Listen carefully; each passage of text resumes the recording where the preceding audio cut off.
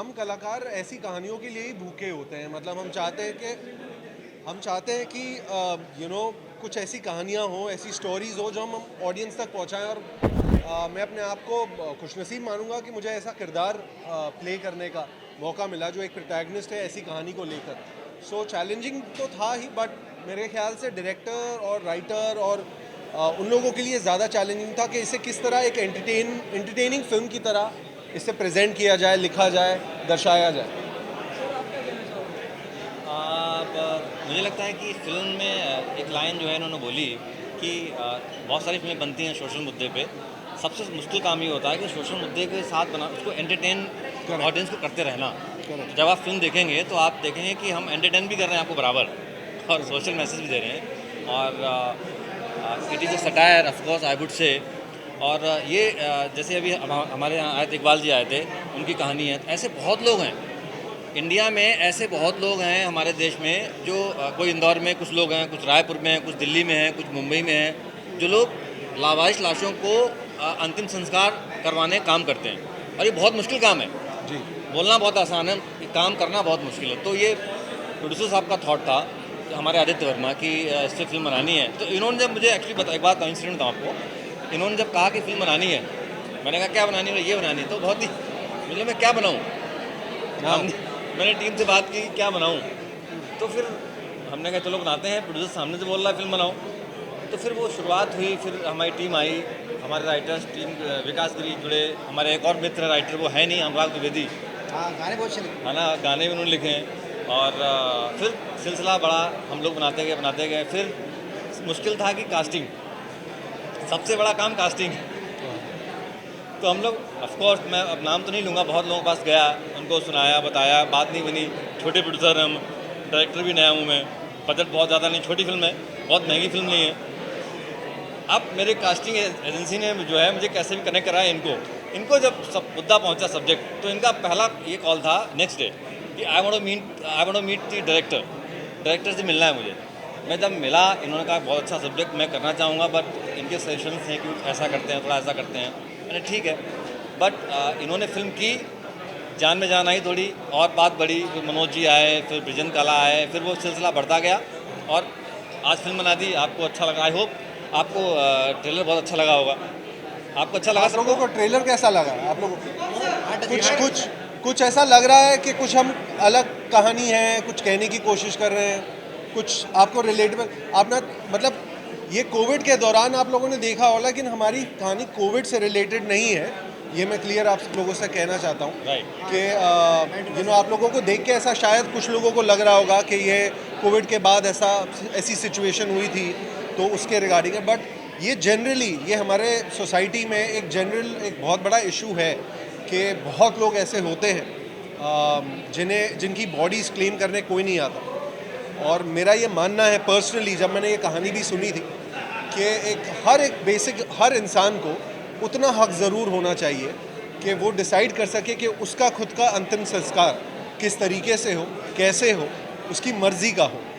तो ये बात मतलब सोसाइटी में हमारे इशू है। जो आप स्टेटिस्टिक्स अगर उठा के देखेंगे जो हमने फिल्म में दिखाई है कि आंकड़े जो हैं, तो वो आपको दिखाई देंगे कि ये कितना बड़ा इशू है एक्चुअली। मैं एक बात बोलूँगा, हमारे सरकारी जो आंकड़े हैं उनके अकॉर्डिंग भारत में 40,000 से ज़्यादा लाशें लावारिश पाई जाती हैं। अमेरिका जैसे देश में 60,000 लाशें लावारिश पाई जाती हैं हर साल। ये वो आंकड़ा है जो पेपर पे है। अब आप सोचो, पेपर पे 60,000 है, 40,000 है, तो एक्चुअल में कितना होगा? तो ये कहानी बेसिकली लावारिस लाशों की कहानी है कि। और मैं एक बात और बोलना चाहूँगा कि लावारिस लाश का मतलब ये नहीं होता कि उसका कोई है नहीं। ऐसा भी होता है कि लोगों के बच्चे हैं, लेकिन जब लास्ट मोमेंट आता है तो लावारिस लाश की तरह रह जाते हैं। वही हो तो गया ना। ये पूरी फिल्म आप देखो तो आपको समझ में आएगा। अब हम उनको पूरी कहानी नहीं बताते, वजह इनको नहीं, पूरी कहानी नहीं बता रहा हूँ मैं। हाँ। मैं आप सब लोग ट्रेलर के माध्यम से विषय तो जान चुके हैं कि क्या विषय है। और आज इस मीडिया के सामने मैं एक बात रखना चाह रहा हूँ कि बॉक्स ऑफिस पर जो भी कलेक्शन होगा इस फिल्म का, उसका 10% संपूर्ण भारतवर्ष में जो भी इस तरीके की लावारिस लाशों की सामाजिक संस्थाएं हैं उनको हम सहयोग करेंगे उस राशि का। तो इस बात को आप प्लीज़ ज़्यादा से लोगों को पहुंचाएं और जन जन तक ये खबर पहुंचे और मैक्सिमम से मैक्सिमम लोग 26 मई को थिएटर में आए। Thank you. बहुत बढ़िया, बहुत बढ़िया। 26 मई को। अभी ये जनरली तो पूरी पिक्चर आपको मल्टीप्लेक्स में देखने को मिलेगी। सेंटर अभी रिलीज तो इसकी काफ़ी बड़ी है। हमने फिलहाल अभी 250 सेंटर प्लान किए हैं, बट अभी मैं डिसाइड करूँगा रात में इसके काफ़ी सारे सेंटर और बढ़ेंगे। सारे मल्टीप्लेक्स इन्होंने पूरा प्लान कर रखा है। रिलीज इसकी काफ़ी अच्छी है, एडवांस बुकिंग भी काफ़ी जगह से ओपन है। आपको देखने को आगे 26 तारीख को मिलेगी, यही बोल सकता हूँ। तो मैं आप देखो, आप लोगों को लग रहा होगा ऐसा कि फिल्म पूरी सेंटी है, ऐसा नहीं है भाई। पूरा मज़ा लें। विकासगिरी फिल्म में आया है, ऐड हुआ तो मैं कॉमेडी वाला बंदा हूँ, तो ह्यूमर भी बहुत है। पहले हंसोगे फिर रोओगे, तो मैसेज है, बहुत अच्छी चीज़ें हैं। रोहन सर का बहुत बहुत धन्यवाद। आदित्य वर्मा जी आपका बहुत बहुत धन्यवाद। फिल्म बनाई, ओमकार भाई ने बहुत अच्छा काम किया है, और सुधीर कन्नौजे ने बहुत अच्छा डायरेक्शन किया, और विकासगिरी क्या कमाल के डायलॉग लिखे हैं।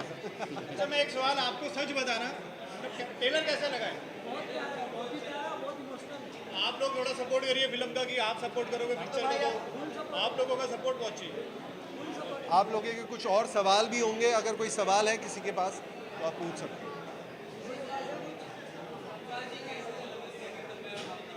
हाँ जी,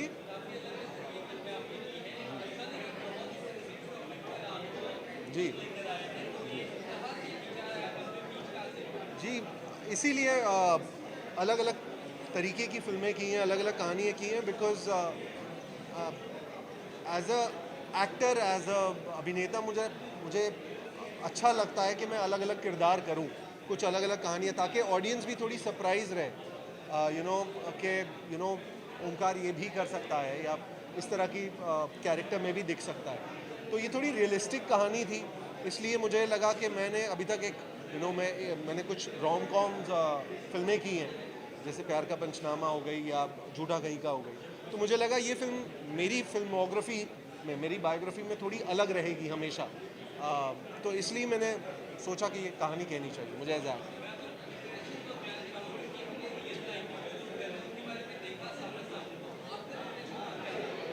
जीत आया पीवीआर से, जीत। जी, एक्चुअली हम कुछ दिन पहले एक्चुअली पहुँचे थे, कुछ लोगों से इन्होंने मुझे मिलवाया। जैसे आप लोगों ने अंदर इकबाल जी को आप मिले, तो उनसे थोड़ी, हर एक्टर जो एक रिसर्च करता है अपने कैरेक्टर के बारे में, तो वो चीज़ें थी ज़रूर, कुछ नॉलेज थी। इन्होंने मुझे काफ़ी स्पॉटलाइट डाला उन चीज़ों पे कि ये इश्यूज़ हैं। तो मेरे लिए भी एक सरप्राइज़ था जब मैंने कहानी सुनी थी, इसलिए मैंने जब सिनॉप्सिस पढ़ा था तो मुझे लगा यार ये कुछ अलग है कहानी, और ये रियल इश्यूज़ हैं हमारे सोसाइटी में। तो हाँ, इसलिए मैंने definitely as a actor research करी। Thank you. Thank you everyone. सबके सवाल पूरे हो गए। मई को रिलीज़ होगी थिएटर्स में, सिनेमाघरों में, all India, all over the world. आप लोग प्लीज़ ज़रूर देखिए। इसमें सोशल मैसेज भी है, एंटरटेनमेंट भी है, और आप लोगों का सपोर्ट बहुत ज़रूरी है, बिकॉज हम एक छोटी फिल्म बना रहे हैं, लेकिन इस फिल्म का दिल बहुत बड़ा है, इस फिल्म का मैसेज बहुत बड़ा है, और अगर हम समाज में, सोसाइटी में कुछ बदलाव ला सकते हैं तो हमें लगेगा कि हम कामयाब रहे। और आई थिंक इस तरह की फिल्में, मुझे लगता है कि हाल फिलहाल में आप लोग सपोर्ट कर रहे हैं, जैसे कश्मीर फाइल्स हो गया या केरला स्टोरी हो गई, तो हमारी भी फिल्म को उसी तरीके से अगर आप लोग सपोर्ट करते हैं तो लगता है हम भी काफ़ी अच्छा कर पाएंगे। सो आप लोगों की सपोर्ट की, ऑडियंस की सपोर्ट की बहुत ज़रूरत है। Thank you so much. Thank you everyone.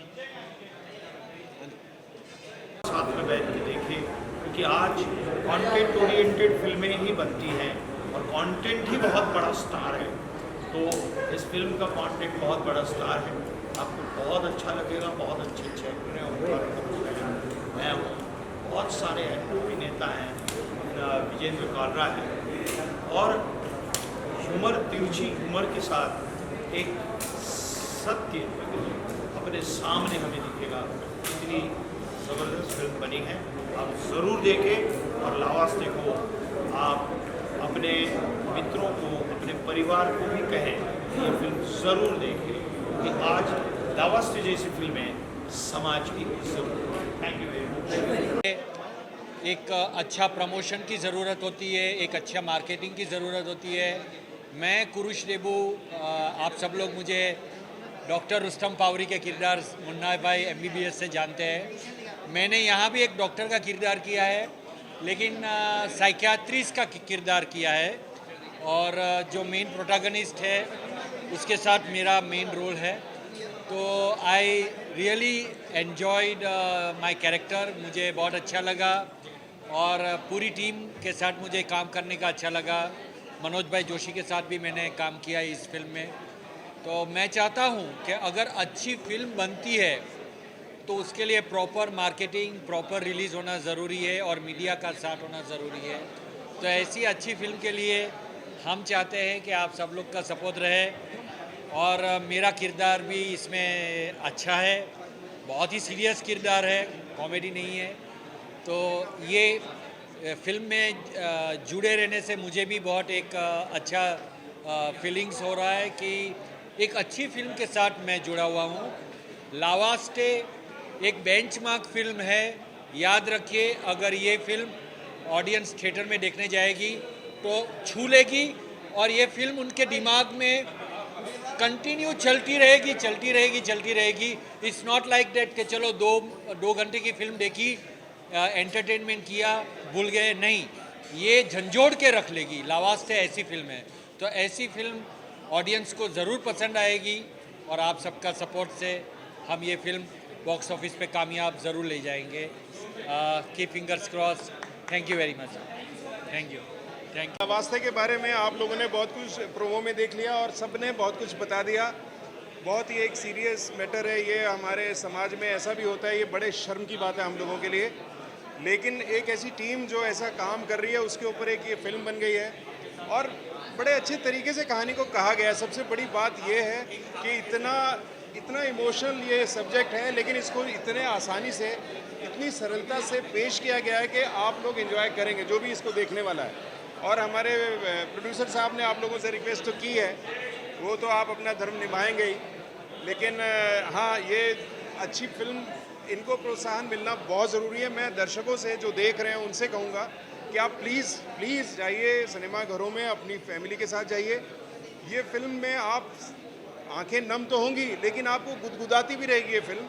इसको सिर्फ एक सीरियस सिनेमा समझ के ना देखें, ये बहुत सीरियस सब्जेक्ट है, लेकिन बहुत अच्छे तरीके से कहा गया है। ये मैं डायरेक्टर साहब को इसका मैं श्रेय देता हूँ। राइटर्स जो हमारे डायलॉग राइटर गिरी जी, इन्होंने क्या अच्छे तरीके से बनाया। मैं अगेन उसमें अपने बारे में बता दूँ, मैं कॉप ही हूँ, बहुत बार कॉप देखा गया है मुझे, मेरी शक्ल वगल सब वैसा ही है, लेकिन मेरे को भी थोड़ा डायलॉग्स ऐसे मिले इसमें बोलने के लिए जिसमें बहुत मज़ा आया मुझे भी, और मैं खैर अपने आप को प्राउड फील कर रहा हूँ कि मैं इस इतनी बड़ी फिल्म का एक हिस्सा हूँ। और बस थैंक यू सो मच, जय हिंद। जैसे हमें पता चला कि ला वास्ते एक मूवी आ रही है, यानी कि हम लास्ट के लिए हम हैं और ये एक मूवी आ रही है, तो ऐसा लगा जैसे ये मूवी नहीं है, ये एक सच्ची घटना है जो हमारे साथ घटी है, या जो हम ये काम कर रहे हैं। तो हमें बहुत खुशी है कि आज जो प्रोड्यूसर हैं, डायरेक्टर हैं, इस मूवी को इस माध्यम से इस मैसेज को लोगों तक पहुंचाएंगे कि एक क्रियाक्रम करते हैं तो उसकी कितना महत्व, कितना इम्पोर्टेंस है उसका। और हम बहुत खुशी है, हमारे पास शब्द कम है कहने के लिए जो किरदार है जिन्होंने काम किया है, या हमारे इकबाल ममदानी जी है जिन्होंने ये इस कार्यक्रम को लीड किया है, हम तो साथ में रहे इसको करने के लिए। तो बहुत ही अच्छा अनुभव हमारे लिए इस मूवी को देखने के लिए, और मैं सबसे कहूँगा कि इस मूवी को ज़रूर देखें और आगे बढ़ाएं, ख़ास करके मीडिया से, कि मीडिया ऐसा नहीं कि आज इन्होंने इस इवेंट को लिया है तो आगे बस एक बार उन्होंने किया इसकी रिपोर्टिंग और ख़त्म हो गई बात। इसको करते रहिए ताकि ये सिर्फ हमारे हिंदुस्तान की कहानी है। आपको पता चलेगा कि यहाँ अगर ऐसा हो रहा है, जहाँ इसकी संस्कृति ऐसी है, तो बाकी जगहों पे क्या होगा। तो मुझे पूरा विश्वास है कि इस मूवी के माध्यम से लोगों के दिल में थोड़ी तो जगह बनेगी कि हमारे माँ बाप की क्या अहमियत होती है, या हमारे परिवारजनों की क्या अहमियत होती है, और उसके लिए आप कम से कम उसके अंतिम समय में साथ दोगे और उनका सही ढंग से क्रियाक्रम करोगे। धन्यवाद। देखिए, मैं ये सबसे पहले तो फिल्म की टीम को बधाई देना चाहूँगा कि जो कॉन्सेप्ट उन्होंने चुना ये वाकई में एक बहुत चैलेंजिंग है, ख़ास करके पूरे समाज के लिए, पूरे मुल्क के लिए। रही बात हमारे काम को लेकर के, तो मैं फिर वर्मा जी के लिए शुभकामनाएं देना चाहूँगा कि इस टॉपिक को उन्होंने देखा, हमसे बात की, खास करके सुदेश कनौजिया जी जो कि इस फिल्म के डायरेक्टर हैं, बहुत मेहनत करके इस फिल्म को उन्होंने समझा और बनाया। ये दोनों कॉन्सेप्ट अलग है। फिल्म में जो चीज़ें बताई गई है कि किस तरीके से पिता माता अपना खून जला करके अपने बच्चों को बड़ा करते हैं, और एक हर माँ बाप का ये सपना होता है कि अपने बच्चे जो है उनसे ज़्यादा कामयाब बने, जिसको लेकर के वो देश विदेश में अपने बच्चों के लिए कुर्बानियाँ देते हैं। लेकिन एक वक्त ऐसा आता है कि बच्चों को लगता है कि शायद वो बहुत सुपीरियर हैं, उनके पास वक्त नहीं है अपने माता पिता के लिए, तो ज़मीन जिसकी जो होती है शायद हम वो भूल जाते हैं और उसको लेकर के लगातार काम करते हैं। दूसरा जो हम अपना जो कॉन्सेप्ट कर रहे हैं, इसके साथ में हमने बताया कि कोविड पीरियड से लेकर के अभी जो हम लावारिस बॉडीज़ का जो काम करते हैं, तो हमारे पास ये लावारिस बॉडीज़ वो है जो हमारे शहर में बेचारे कहीं से काम करने आते हैं, कोई मांगने वाला होता है, कोई गरीब परिवार का होता है, जिनके आगे पीछे कोई नहीं होता है, तो हम इसके साथ में उनका भी एक अंतिम संस्कार पूरे धार्मिक रीति रिवाज के साथ कराते हैं। और लगातार मैं आप सभी लोगों से ये गुजारिश करूँगा कि ये फिल्म के साथ में जो हमारी टीम जो हमारा काम कर रही है, इस तरीके से अलग अलग जगह अगर राज्य में अलग अलग टीम खड़े होकर के इस तरह के अलग अलग सब्जेक्ट को पकड़ करके काम करना शुरू कर दे, तो मुझे लगता है हमारे देश में काफ़ी आसानी, कई गरीबों के लिए राहें आसान हो जाएंगी इनको काम करने के लिए। बहुत बड़ी चुनौती भरा काम लोगों को लगता है, लेकिन अगर हमने ठान लिया कि हमने करना है तो आप यकीन करिए ये काम आसान हो जाएगा एज ए टीम वर्क। मेरी फिर एक बार शुभकामनाएं पूरे फिल्म की टीम को, उनके प्रोड्यूसर और डायरेक्टर और एक्टर्स को कि ये फिल्म ज़रूर चलेगी। और मैं लोगों से भी ये गुजारिश करता हूँ कि एक बार इस फिल्म को ज़रूर देखना चाहिए, ताकि ये पता लगे कि माँ बाप की क्या कुर्बानी होती है, बच्चे कैसे बड़े होते हैं। बच्चे आज समाज में जाने के बाद भले ही वो किसी कंपनी के CEO हो जाए, किसी के कुछ अलग अलग स्टेटस पे वो चले जाए, लेकिन माँ बाप होते हैं आखिर। Thank you so much.